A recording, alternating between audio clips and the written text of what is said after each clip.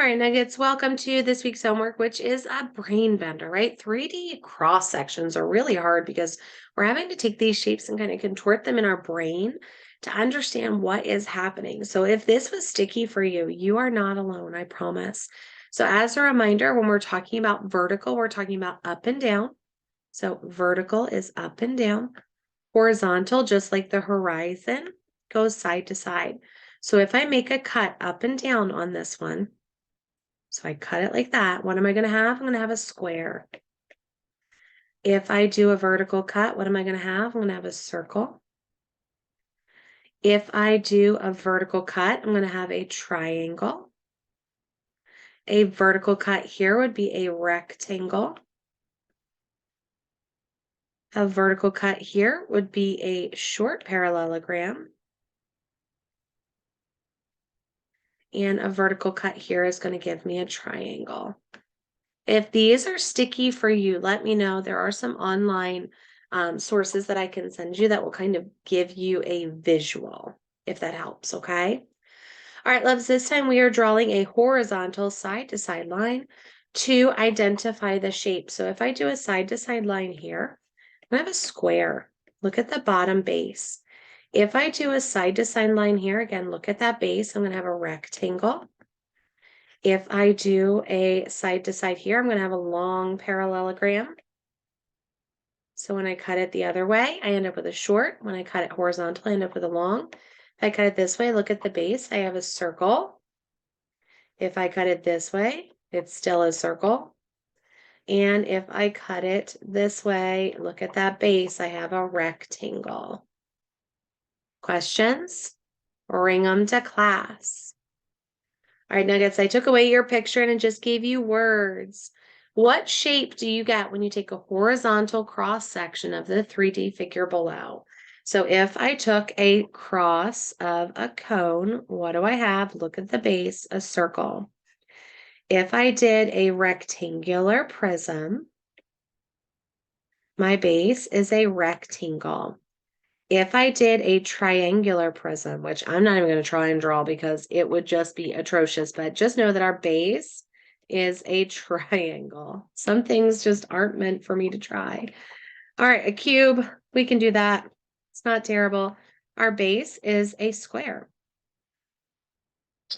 If we're looking at a cylinder, our base is a circle.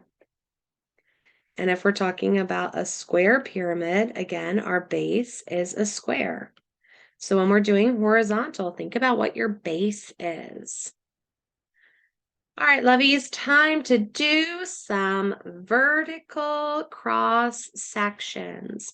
So we're doing the same shapes, we're just cutting them the opposite way. So if I take my cone and I do up and down, I end up with a triangle. If I take my sphere and I do up and down, I end up with a circle, right? That's our theme for the land of spheres. If I do a triangular pyramid, the top is going to give me a triangle. If I do my cube and I cut it in the top, it's going to still leave me with a square. Oops, sorry, vertical, still leave me with a square. If I do a cylinder and I cut it here, it's going to give me a rectangle. And then a square pyramid, because it has that pyramid, it's going to give me a triangle. All right, Nuggets, any questions on these? Bring them with you to class. And then the last page, loves, a little bit of PEMDAS. You can only do so many pages of cross sections. So for this one, we have 11 times 3 is 33, becomes 50 minus 33.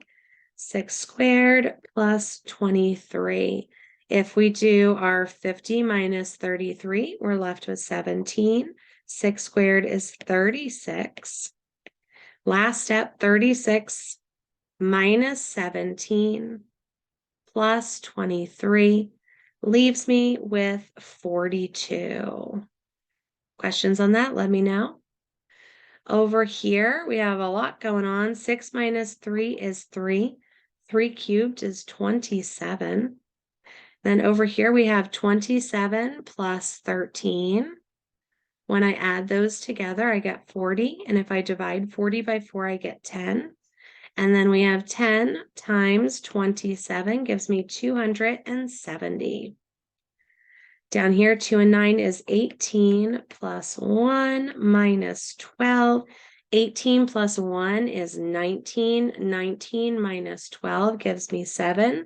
7 cubed is 7 times 7. 49 times 7, 343. Over here, we have 7 squared, which is 49 plus 8 with a 4 minus 30. 49 plus 8 gives me 57. Remember that they're touching, so it's times. 57 times 4 gives me 228. Minus 30 gives me 198. All right, 2 more. I did this one, right? Yes, okay. So looking at our bottom, 7 and 4 is going to give us 3. Looking at our top, negative 45 minus 25 is negative 70. They share that same sign, so they're going to grow in a negative way. Plus 19 gives me 51.